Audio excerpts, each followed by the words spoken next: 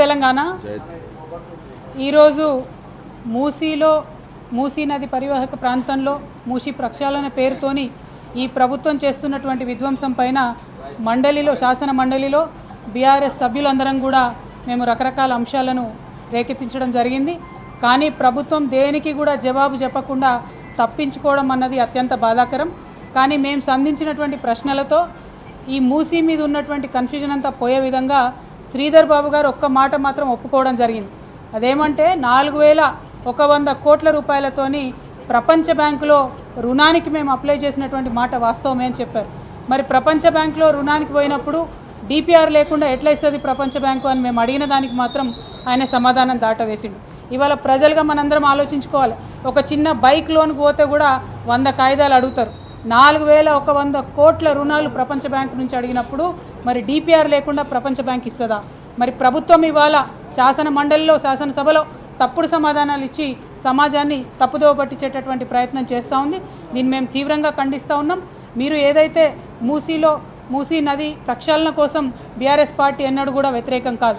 కానీ ఒక ప్రణాళికబద్ధంగా స్టేజ్ వైజ్గా ప్రక్షాళన చేయాలని బీఆర్ఎస్ పార్టీ భావించింది. అందుకే మొదటగా ఎస్టీపీలు కట్టి ముందు వాటర్ క్లీన్ చేసి తర్వాత అక్కడ ఉన్నటువంటి ప్రజలు వారి అవసరాలు ఆలోచన చేసుకొని వారిని రీహాబిలిటేషన్ చేసిన తర్వాత ఏమన్నా కార్యక్రమాలు చేయాలనుకున్నారు. మొత్తం డీటెయిల్గా రీసెర్చ్ చేసినాక 7000 పైచిలకు మంది ఇండ్లు పోతున్నాయంటే కేసీఆర్ గారు ఆ ప్రాజెక్టు జోలికి పోలేదు. ముందు క్లీన్ చేద్దామని ఎస్టీపీల జోలికి కేసీఆర్ గారు పోయారు. కానీ రేవంత్ రెడ్డి గారి ప్రభుత్వం 7000 మందికి ఎఫెక్ట్ అవుతుంది డైరెక్ట్గా అని తెలిసినా దాదాపు 15,000 పైచిలకు మందికి ఇప్పటికే మార్కింగ్ చేసినా ఏమాత్రం కనికరం లేకుండా వారికి ప్రత్యామ్నాయ గృహం వసతి కూడా కల్పించకుండా మరి బుల్డోజర్లతోని ప్రజల మీద పడడం అన్నది చాలా దారుణమైన విషయం. ఒక పక్క ప్రజల్ని ఇబ్బంది పెట్టడం, ఇంకొక పక్క శాసనసభలో శాసన మండలిలో తప్పుడు సమాచారం ఇవ్వడం, ఇవి రెండు కూడా ప్రజల్ని మభ్యపెట్టేటటువంటి కార్యక్రమాలు. వీటిని బీఆర్ఎస్ పార్టీ తరఫున తీవ్రంగా ఖండిస్తూ ఉన్నాం.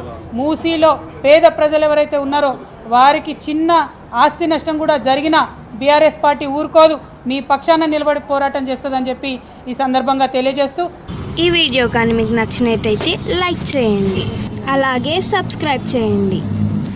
పక్కనే ఉన్న బెల్ బటన్ని నొక్కడం మర్చిపోకండి.